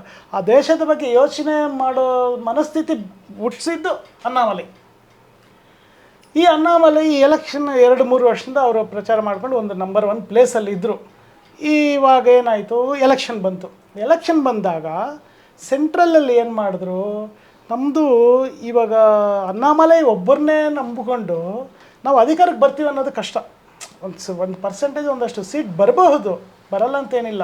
ಯಾಕಂದರೆ ಮೊನ್ನೆ MP ಎಲೆಕ್ಷನ್ನಲ್ಲೂ ಸಮ್ ಪರ್ಸೆಂಟ್ 10 to 12% ಓಟು ತೆಗೆದಿದ್ದಾರೆ, 8ರಿಂದ 10% ಓಟು ತೆಗೆದಿದ್ದಾರೆ. ಹಂಗನ್ಬಿಟ್ಟು ಇವಾಗಲೇ ನಾವು ಅಧಿಕಾರಕ್ಕೆ ಬರ್ತೀವಿ ಅನ್ನೋದು ಕನಸು ಅಷ್ಟು ಸುಲಭ ಅಲ್ಲ. ಯಾಕಂದರೆ ನಮ್ಮ ತಮಿಳ್ನಾಡು ಜನ ಇದ್ದಾರೆ ನೋಡಿ, ಅಷ್ಟು ಸುಲಭ ಅಲ್ಲ. ಈವನ್ ನಮ್ಮ ಕರ್ನಾಟಕದವರಾದರೂ ಒಂದು ಕಡೆ ಈ ಕಡೆ ಒಂದು ಕಡೆ ಫುಲ್ ಟರ್ನ್ ಔಟ್ ಆಗ್ತಾರೆ. ಬಟ್ ಅಲ್ಲಿ ಅಷ್ಟು ಟರ್ನ್ ಆಗಲ್ಲ. ಅಲ್ಲಿ ಲೋಕಲ್ ಪಾರ್ಟಿಗಳಿಗೆ ಅವರು ಜುಟ್ಟು ಕೊಡೋಕೆ ರೆಡಿ. ಸೆಂಟ್ರಲ್ಗೆ ಜಾತೀಯ ಭಾವನೆ ಅನ್ನೋದು ಅಷ್ಟು ಸುಲಭ ಅಂದರೆ ಜಾತೀಯ ಭಾವನೆ ಇಲ್ಲದೆ ಅಂತಲ್ಲ ನಾ ಹೇಳೋದು. ಅವರು ಓಟ್ ಹಾಕೋದು ಮಾತ್ರ ಲೋಕಲ್ಗೆ ಅವರು ಫಸ್ಟ್ ಪ್ರಿಫರೆನ್ಸ್ ನೋಡ್ತಾರೆ. ಇದನ್ನು ನೋಡ್ಕೊಂಡು ಏನು ಮಾಡಿದ್ರು ಇವರು DMK ಜೊತೆ ಅಲಯನ್ಸ್ ಮಾಡಿಕೊಂಡು ಫಸ್ಟು ನಾವೊಂದು ನೆಲ ಕಂಡುಕೊಳ್ಳೋಣ, ನಮಗೊಂದು 4-5 ಸೀಟ್ ಬರಲಿ, ಆ ಪಾರ್ಟಿ ಜೊತೆಯಲ್ಲಿ ಅದು ಅಧಿಕಾರಕ್ಕೆ ಬರ್ತಾರೆ. ಯಾಕಂದರೆ ಅಲ್ಲಿ ತಮಿಳ್ನಾಡಲ್ಲಿ ಏನು ಸಿಸ್ಟಮ್ ಅಂದರೆ ಒಂದ್ಸಲ DMK, ಒಂದ್ಸಲ ADMK, ಒಂದ್ಸಲ DMK, ಒಂದ್ಸಲ ADMK. ಈ ಸಲ DMK ಐತಲ್ಲ ADMK ಬರುತ್ತೆ ಅಂದ್ಬಿಟ್ಟು ಇವ್ರೇನು ಮಾಡಿದ್ರು, ಅಲಯನ್ಸ್ಗೆ ಹೋದ್ರು ಇವರು. ಈ ಅಲಯನ್ಸ್ ಇವರೇ ಬರ್ತಾರಂತ ಪಾಪ ಅವರು ಹೋಪಲ್ಲಿದ್ದರು, ಅಲಯನ್ಸ್ ಮಾಡಿಕೊಂಡ್ರು. ಬಟ್ಟು ಅಲ್ಲಿ ಪಳನಿಸ್ವಾಮಿಗೆ ಒಂದು ಭಯ ಇತ್ತು, ಈ ಅಣ್ಣಾಮಲೈನೇನಾದರೂ ನಾವು ಮುಂದೆ ಹಿಡ್ಕೊಂಡು ಹೋದರೆ ಇವನೇ ನಾಳೆ ವಿಜೃಂಭಣೆ ಮಾಡಿಬಿಡ್ತಾನೆ, ನಮಗೆ ಕೇಳೋರು ಹೇಳೋರು ಇರಲ್ಲ ಅಂಥೇಳಿ ಇವರು ಒಂದು ಕಂಡೀಷನ್ ಹಾಕ್ಕೊಂಡ್ರು ಅಲ್ಲಿ ಸೆಂಟ್ರಲ್ಲಿ. ನಾವು ಅಲಯನ್ಸ್ ಮಾಡ್ಕೊತೀವಿ, ಆದರೆ ಅಣ್ಣಾಮಲೈ ಯಾವುದಕ್ಕೂ ಮುಂದೆ ಬರಬಾರ್ದು, ಪ್ರಚಾರಕ್ಕೂ ಬರಬಾರ್ದು ಅಂತ ಏನೋ ಕೇಳ್ದಂಗಿತ್ತು ನಮಗೆ. ನಾವು ಹೆಂಗಿದ್ರು ಆ ವೇವ್ ಈ ಕಡೆ ಇತ್ತಲ್ಲ ADMK DMK ಅಂದ್ಬಿಟ್ಟು ಅಂದ್ಕೊಂಡು ಇವರು ಅಣ್ಣಾಮಲೈನ ಸ್ವಲ್ಪ ಹಿಂದಕ್ಕೆ ತೊಗೊಂಡ್ರು. ಈ ಸೆಂಟ್ರಲ್ ಅವರು ಸ್ವಲ್ಪ ಅಣ್ಣಾಮಲೈಗೆ ಸೀಟು ಕೊಡ್ದೇನೆ ನೀವು ಸುಮ್ಮನೆ ಇರೋ ಅಂತ ಅವ್ರದ್ದು ಬೇರೆ ಪ್ಲ್ಯಾನಿಂಗ್ ಇದೆ ಒಳಗಡೆ. ಯಾಕಂದರೆ ಏಕ್ದಮ್ ನಾವು ಕುತ್ಕೊಂಡು ಮಲ್ಕೋಬೇಕು, ಒಂದೇ ಸಲ ಮಲ್ಕೊಳ್ಳೋಕೆ ಬಿದ್ದೋಗ್ತೀವಿ ಅಂತ ಗೊತ್ತು. ಯಾಕಂದರೆ ಈ ಮಹಾರಾಷ್ಟ್ರದಲ್ಲಿ ಒಂದು ಅವ್ರಿಗೆ ಒಳ್ಳೆಯ ಅನುಭವ ಆಗಿದೆ. ಮಹಾರಾಷ್ಟ್ರದಲ್ಲಿ ಬಾಲ್ ಠಾಕ್ರೆ ಇದ್ದಾಗ JJP ಶಿವಸೇನಾ ಜೊತೆಲೇ ಅವ್ರು ಅಲಯನ್ಸ್ ಮಾಡ್ಕೊಂಡ್ರು. ಶಿವಸೇನೆನೂ ದೊಡ್ಡ ಪಾರ್ಟಿಯಲ್ಲಿ, ಶಿವಸೇನಾನೇ ಹೆಚ್ಚಿಗೆ ಸೀಟ್ಗಳು ಗೆಲ್ತಾಯಿತ್ತು. ಇವರು ಹಿಂದ್ಗಡೆ ಅವರ ಜೊತೆಯಲ್ಲಿ ಇದ್ಕೊಂಡು ಅವರು 100 ಗೆದ್ದರೆ ಇವರೊಂದು 20-30 ಹಿಂಗೆ ಮಾಡ್ಕೊಂಡು ಡೆವಲಪ್ ಆದವರು ಅವರು. ಇವತ್ತು ಹಂಗೆ ಡೆವಲಪ್ ಆಗಿ ಶಿವಸೇನಾನ ಪಕ್ಕಿಟ್ಟು ಇವತ್ತು ಅವರೇ ನಂಬರ್ 1 ಅಧಿಕಾರದಲ್ಲಿದ್ದಾರೆ. ಈಕ್ವಲ್ ಬಿಹಾರಲ್ಲೂ ಅಷ್ಟೇ. ನಿತೀಶ್ನ 20 ವರ್ಷದಿಂದ CM ಮಾಡಿಕೊಂಡೆ ಹೇಗೆ ಬಂದರು, ಅವ್ರಿಗಿನ್ನ ಬೇಸ್ ಸಿಕ್ಕಿರಲಿಲ್ಲ. ಇವತ್ತೇನಾಯಿತು, ಬೇಸ್ ಸಿಕ್ತು. ಯಾಕಂದರೆ ಅವರು ಅಷ್ಟು ವರ್ಕು ಮಾಡಿದ್ರು, ಸೀಟು ತೊಗೊಂಡ್ರು, ಡೆವಲಪ್ ಮಾಡಿಕೊಂಡ್ರು ಪಾರ್ಟಿನ. ಆ ಥರ ಸಿಚುವೇಶನ್ ಅವ್ರು ಯೋಚನೆ ಮಾಡಿ ತಮಿಳ್ನಾಡಲ್ಲೂ ಹಾಗೆ ಮಾಡೋಣ, ಒಂದೇ ಸಲ ನಾವು ಹೋಗ್ಬಿಟ್ಟು ನಿಂತ್ಕೊಂಡ ತಕ್ಷಣ ನಮಗೆ ಅಷ್ಟು ಸುಲಭವಾಗಿ ಬರಲ್ಲ, ಒಂದು ಅಲ್ಲಿರೋ ಲೋಕಲ್ ಪಾರ್ಟಿ ಆಸರೆ ತೊಗೊಂಡು ಅವ್ರ ಜೊತೆನೆಲ್ಲ ಹೆಜ್ಜೆ ಹಾಕ್ಕೊಂಡು ಆಮೇಲೆ ನಮ್ಮಲ್ಲಿಗೆ ಡೆವಲಪ್ ಮಾಡ್ಕೊಳ್ಳೋ ಅಂತ ಮಾಡಿದ್ರು. ಈ ಅಣ್ಣಾಮಲೈನ ಯಾವಾಗ ಹಿಂದಕ್ಕೆ ತಳೆದ್ರೋ ಅವ್ರ ಕಡೆ ಇರೋವಂಥ ಯಂಗ್ಸ್ಟರ್ಸು, ಆಮೇಲೆ ಓದಿರೋರು, ಕೆಲವು NRIಗಳು ಸಹಿತ ತುಂಬ ಡಿಸಪಾಯಿಂಟ್ ಆಗಿಬಿಟ್ರು. ಇದೇ ಸಿಚುವೇಶನ್ ತೆಲಂಗಾಣದಲ್ಲಾಯಿತು, ಅದು ಬೇರೆ ಇಶ್ಯೂ ಬಿಡಿ. ಸೇಮ್ ತೆಲಂಗಾಣದಲ್ಲಿ ಹೆಂಗೆ ಸ್ಲಿಪ್ ಆದರೂ ತಮಿಳ್ನಾಡಲ್ಲೂ ಅದೇ ಥರ ಸ್ಲಿಪ್ ಆಗೋಯ್ತು. ತೆಲಂಗಾಣದಲ್ಲಿ ಅಧಿಕಾರಕ್ಕೆ ಬರೋ ಮೂಮೆಂಟಲ್ಲಿ ಕೈ ಬಿಟ್ಬಿಟ್ರು. ಬಟ್ಟು ಇಲ್ಲಿ ಅಧಿಕಾರಕ್ಕೆ ಬರ್ದೇ ಹೋದ್ರೂ ಅಣ್ಣಾಮಲೈನ ನಂಬ್ಕೊಂಡು ಎಷ್ಟೋ ಜನ ಇದ್ದರು ನೋಡಿ, ಅವರೆಲ್ಲ ಆಟೋಮೆಟಿಕ್ಕಾಗಿ TVK ಜಂಪ್ ವಿಜಯ್ಗೆ ಟರ್ನ್ ಆಗಿಬಿಟ್ರು. ಯಾಕಂದರೆ ಅವ್ರಿಗೆ ಯಂಗ್ಸ್ಟರ್ಸ್ ಬೇಕು ಸರ್, ಹೊಸ ಮುಖ ಬೇಕು. ಯಾವಾಗಲೂ ಈ ಹಳೆ ಪಾಲಿಸಿ ಹಳೆ ಮುಖಗಳು ಮುತುಕರನ್ನೇ ನಾವು ನೋಡೋದೇನು. ನಮ್ಮ ಹುಡುಗ ಸೊ ಎಲ್ಲೋ ಒಂದು ಕಡೆ BJPನೇ ಕೈಯಲ್ಲಿಟ್ಟು ಅಧಿಕಾರನ ಕೊಡ್ತೋ ನಾವು ಇಲ್ಲ BJP ಇಟ್ಟುಕೊಳ್ಳೋಕೆ BJP ಹತ್ರ ಇದ್ರೆ ಕಳ್ಕೋಬಹುದು. BJP ಅಲ್ಲ, ಈ ಅಣ್ಣಾಮಲೈ BJP ಕೊಡೋಕೇನು ಅಧಿಕಾರ ಅವರೇನು ಮುಂಚೆಯಿಂದ ಇರಲಿಲ್ಲ, ಇವಾಗಲೂ ಇಲ್ಲ. ಬಟ್ ಇವರು ಒಂದು ಸ್ವಲ್ಪ ಚಿಗುರ್ಕೊಳ್ಳೋ ಅವಕಾಶವನ್ನು ಲೇಟ್ ಮಾಡ್ಕೊಂಡ್ಬಿಟ್ರು. ಈಗೇನು ವಿಜಯ್ ಅವರು ಕೊಟ್ಟಿದ್ದಾರಲ್ಲ ಆಶ್ವಾಸನೆಗಳು ಈಡೇರಿಸ್ತಾರ, ಸರ್ಕಾರ ಎಷ್ಟು ದಿವಸ ಇರುತ್ತೆ ಅನ್ನೋದನ್ನ ಕೊನೆಯದಾಗಿ ಹೇಳಬೇಕು ನಮ್ಮ ವೀಕ್ಷಕರಿಗೆ ಅಂತ ಕೇಳ್ಕೊಳ್ತೀನಿ. ಎಷ್ಟು ದಿವಸ ಇರುತ್ತೆ ಅಂತ ನಾವು ಹೇಳೋಕ್ಕಾಗಲ್ಲ. ಈ 13ನೇ ತಾರೀಕು ವಿಧಾನಸಭೆ ಒಳಗಡೆ ಪಾಸ್ ಆಗುತ್ತೆ. ಆಮೇಲೆ ಆಡಳಿತ ಶುರು ಮಾಡ್ತಾರೆ. ಇಲ್ಲಿ ಯಾರವರು ಅವ್ರ ಸಪೋರ್ಟ್ ವಾಪಸ್ ತಗೊಂತಾರೆ, ಇವನು ಹೊರಡ್ಬಿಡ್ತಾನೆ, ಅವನು ಕಾಲು ಎಳಿತಾನೆ, ಇವೆಲ್ಲ ಏನು ಈಗ ಕ್ವಶನ್ ಅಲ್ಲ. ಮೇನ್ ಕ್ವಶನ್ನು ಎಲ್ಲರೂ ಫೋಕಸ್ ಇರೋದು ಸ್ಟಾಲಿನ್ ಹೇಳಿದ್ದಾರೆ. ನಾನು 6 ತಿಂಗಳು ನೋಡ್ತೀನಿ, ಇವ್ರು ಏನು ಮಾಡ್ತಾರೆ ಫ್ರೀ ಬಿಡ್ತೀನಿ, ಅವರು ಏನು ಪ್ರಾಮಿಸ್ ಕೊಟ್ಟರೆ ಮಾಡ್ಕೊಂಡೋದ್ರೆ ನೋ ಪ್ರಾಬ್ಲಮ್. ಬಟ್ 6 ತಿಂಗಳಾದಮೇಲೆ ನಾವೇನು ಮಾಡಬೇಕು ಅದು ಮಾಡ್ತೀವಿ ಅಂದರೆ. ಆ್ಯಕ್ಚುಲಿ ಒಬ್ಬ ಪೊಲಿಟಿಷಿಯನ್ ಕರೆಕ್ಟಾಗಿ ಮಾತಾಡಿದ್ರು ಅವರು. ನಾನು 5 ವರ್ಷ ನಮಗೆ ಜನ ಅಧಿಕಾರ ತೆಗೆದುಬಿಟ್ರು, ಇನ್ನು 5 ವರ್ಷ ನಾವು ರೆಸ್ಟ್ ತೊಗೋಬೋದು, ಇಲ್ಲ ನಮ್ಮನ್ನು ನಾವು ಆತ್ಮ ಪರಿಶೀಲನೆ ಮಾಡ್ಕೊಂಡು 5 ವರ್ಷ ಆದಮೇಲೆ ನಾವು ಮತ್ತೆ ಬರ್ತೀವಿ ಅಂತ ಹೇಳಿಲ್ಲ ಅವರು. ಯಾಕೆ ಹೇಳಿ, 5 ವರ್ಷ ನಾನೇ ಕೂತ್ಕೋಬೇಕು. ಹುಡುಗ ಇವನು ವಿಜಯ್, ಇವನು ನಮಗೇನು ಅವ್ರ ಮನಸ್ಸಿನಲ್ಲಿ ಇರುತ್ತೆ ಸರ್. ಒಬ್ಬ ಹುಡುಗ ಮೊನ್ನೆ ಬಂದುಬಿಟ್ಟಿರೋ ಮಗು ಬಂದು ಇವತ್ತು 60 ವರ್ಷ 70 ವರ್ಷದ ಹಿಸ್ಟರಿ ಇರೋರು ನಮ್ಮನ್ನು ಹೊಡೆದಿದ್ದಾರೆ ಅಂದರೆ ಅವ್ರ ಮನಸ್ಸಿನಲ್ಲಿ ಎಷ್ಟು ಅಗ್ನಿಗುಂಡ ಇರುತ್ತೆ. ಅದಕ್ಕೆ ಅವ್ರು ಕೂಲಾಗಿ ಹೇಳಿದ್ರು 6 ತಿಂಗಳು ನಾನು ಬಿಡ್ತೀನಿ ಮಗ, ನಿನಗೆ 6 ತಿಂಗಳಾದಮೇಲೆ ನಮ್ಮ ರಾಜಕೀಯನ ನಾವು ನೋಡ್ತೀವಿ ಅಂತ ಶುರು ಮಾಡಿದ್ದಾರೆ. ಕರೆಕ್ಟಾಗಿ ಅವ್ರು ಆ್ಯಕ್ಷನ್ಗೆ ಇಳಿತಾರೆ, ಅವರ ರಾಜಕೀಯ ಅವ್ರು ತೋರಿಸ್ತಾರೆ. ಇದರಲ್ಲಿ ಯಾವುದು ಯಾಕಂದರೆ ನೀವು ಹೇಳಿರೋ ಪ್ರಾಮಿಸ್ ನೀವು ಮಾಡೋಕ್ಕಾಗಲ್ಲ. ಮಾಡ್ಬೋದು, ಅಕಸ್ಮಾತ್ ಒಂದು 6 ತಿಂಗಳು ಮಾಡ್ಬೋದು, 1 ವರ್ಷ ಮಾಡ್ಬೋದು, ತುಂಬ ಕಷ್ಟ ಇದೆ. ಆಮೇಲೆ 5 ವರ್ಷ ಕಳಿಬೇಕಲ್ಲ ಇದು. ಅದರಲ್ಲಿ ಜನಗಳಲ್ಲೇ ಅಪೋಸ್ ಅನ್ನೋದು ಇದು ಇವರೇನು ಮಾಡಿಲ್ಲ ಅಂದರೆ ಜನಗಳಲ್ಲೇ ಅವ್ರಿಗೆ ಜ್ಞಾನ ಬರುತ್ತೆ. ಇವ್ರು ಇಷ್ಟು ಹೇಳಿದ್ರು ಇವ್ರು ಮಾಡೋಕ್ಕಾಗಿಲ್ಲ, ಯಾಕೆ ಮಾಡೋಕ್ಕಾಗಿಲ್ಲ ಅನ್ನೋದು ಯೋಚನೆ ಮಾಡಲ್ಲ ಜನ. ನೀ ಹೇಳಿದ್ಯಾ ಕೊಡ್ತೀನಿ ಅಂತ, ಅಷ್ಟೇ ಕೊಡು, ನನಗೆ ಅದೆಲ್ಲ ಬೇಕಾಗಿಲ್ಲ, ನೀನು ಯಾಕೆ ಕೊಟ್ಟಿಲ್ಲ ಅಷ್ಟು ಕೇಳ್ತಾರೆ. ಕೊಡದೇ ಇರೋ ಕಾರಣ ಏನು ಅನ್ನೋದು ಜನ ಯೋಚನೆ ಮಾಡೋಕ್ಕೆ ಹೋಗಲ್ಲ. ಇವಿಷ್ಟು ಉದಯ್ ಶೇಖರ್ ಅವರ ಮಾತು. ವಿಜಯ್ ಅವರು ಕತ್ತಿ ಅಲಗಿನ ಮೇಲಿನ ನಡೆ ಅಂತ ಅವರು ಕ್ಲಿಯರ್ ಕಟ್ಟಾಗಿ ಹೇಳ್ತಾರೆ. ಎಷ್ಟು ದಿವಸ ಇರುತ್ತೆ, ಹೇಗಿರುತ್ತೆ ಅನ್ನೋದನ್ನು ಕಾದು ನೋಡೋಣ. ಈ ಸಂದರ್ಶನದಿಂದ ತಾವು ಏನು ಕಮೆಂಟ್ ಬಾಕ್ಸಲ್ಲಿ ಕಮೆಂಟ್ ಹಾಕ್ತೀರಂತ ನೋಡ್ತಾ. ವಿಜಯ್ ಮಾಡ್ತಾರೋ ಬಿಡ್ತಾರೋ ಏನೋ, ಬಟ್ ನನ್ನ ಅಭಿಪ್ರಾಯ ಒಂದು 5 ವರ್ಷ ಸಕ್ಸಸ್ ಆಗಲಿ ಅಂತ ನನಗೊಂದು ಖುಷಿ. ಅವ್ರ ಹೊಸ ರಕ್ತ 5 ವರ್ಷ ರನ್ ಮಾಡಲಿ ಅಂತಲೂ ಅವರು ಮಾಡಬೇಕು ಹಾರೈಸ್ತಾ ಇದ್ದಾರೆ.